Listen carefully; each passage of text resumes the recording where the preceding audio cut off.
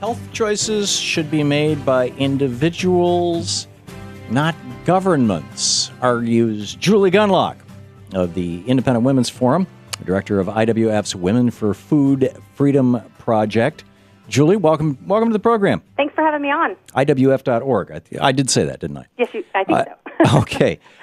We have put, I was going to say we've put an end to the quick poisoning of Americans by foodborne diseases, although they still kill 5,000 people a year and result in 325,000 hospitalizations. 76 million people get food poisoning during the course of the year, principally from Salmonella, Listeria, and Toxoplasmosis.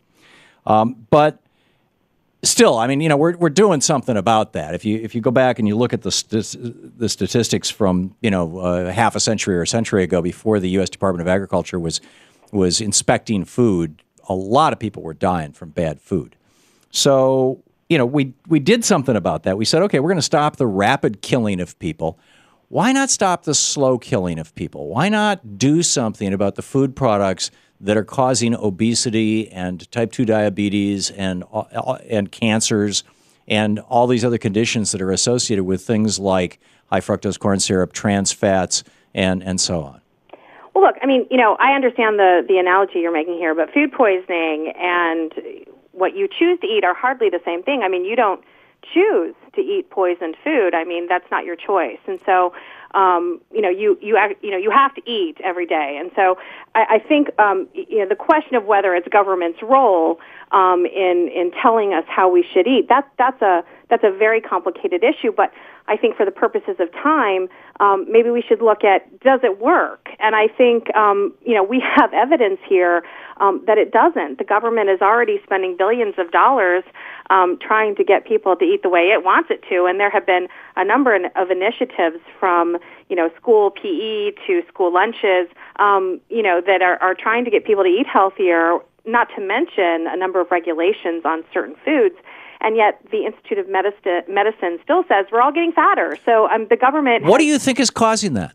I think people are making bad choices, and I think parents have completely checked out of getting involved with their own... But what caused Americans to suddenly get stupid? Why is it that we did not have an obesity problem in this country for 220 years, and then in the last decade and a half, last 2 decades, suddenly we have an obesity problem that most of the rest of the world doesn't have? It's a good question, and it really is a complicated question, and I think I totally agree with you. We didn't just suddenly get stupid, Julie. What happened is our big food corporations, most of our food supply, more than half of our food supply now is controlled by fewer than a dozen corporations. It is complicated, and it's certainly, for you to dismiss changes in society and blame it entirely on the food corporations is a little silly. And first of all, I think it's important for your listeners to understand changes like what? According to the CDC, levels of obesity are actually leveling off, particularly, and it's actually lowering within certain demographics. We certainly have more work to do to, for people to realize that the choices that they make directly impact their lives and their health. But to entirely blame this on food corporations it's a little myopic, I think. Well, I think it's a little realistic.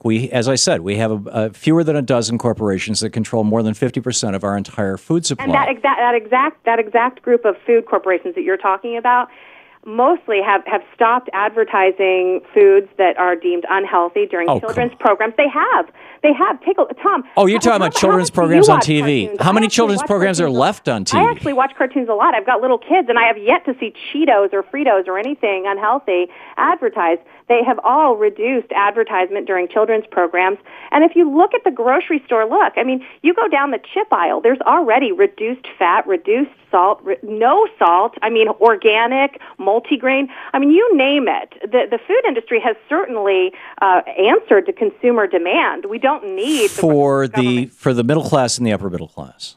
For people who can afford to make decisions and people who are easily informed, people who have access to information. Well, one of the largest parts of the obesity epidemic in the United States is among people who are poor. Absolutely. Rick Santorum made this argument. He said, the disproportionately poor people are obese. Therefore, we should not have food stamps because obviously they're already getting enough food. I'm really glad you brought that up because that really ties in with blaming corporations. Share our strengths. I'm sure you're aware the highly regarded anti-hunger organization called Share Our Strength. They did a study. No, I'm not aware of them at all. You're not. I've never heard of them. Well, they did. They did a remarkable study of people who live under the poverty level and their eating habits. And guess what? Those folks eat at home 5 nights a week, and 1 night a week they eat some sort of a ready-made meal, like a frozen pizza. And then 1 night a week they go out to eat. So when but we blame even if they're eating at corporations- home, they're buying the cheapest junk that they can find. No, they're not. They're actually cooking this. They're cooking the cheapest junk they can find. They're cooking from whole Well, ingredients. then are you suggesting, Julie, that after 20, 30, 40, 50 generations on this continent, suddenly Americans just got stupid? No, what I'm suggesting is poor people doesn't equal stupidity. When you're poor, you can still cook and you No, can but still poor make people healthy- were not obese 50 years ago. They were not obese 30 years ago. I remember it. Right.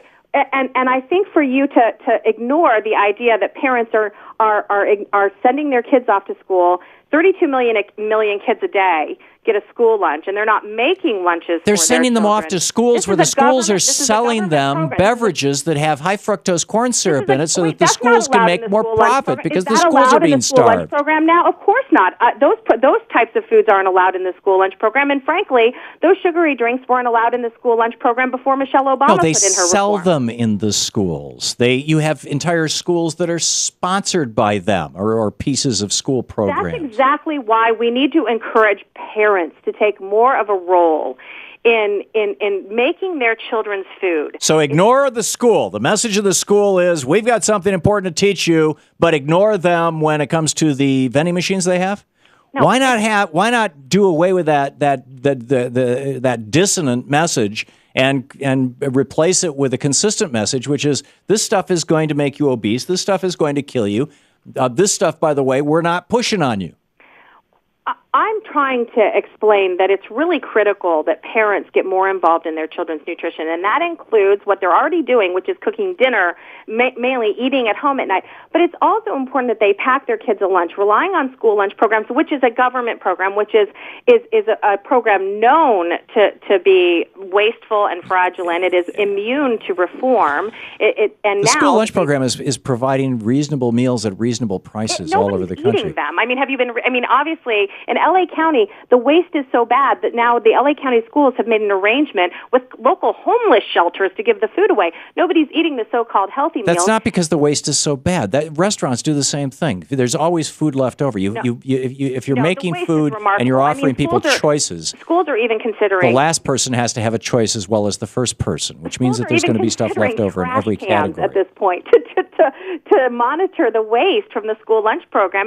But this is the point I'm making. That is not an argument to say to somebody who's trying to live on Walmart wages and can hardly afford to feed their kids that their kids shouldn't get a nutritious meal at school. I don't agree that people can't afford to. I do not agree that people cannot afford. There are a number of assistance programs out there.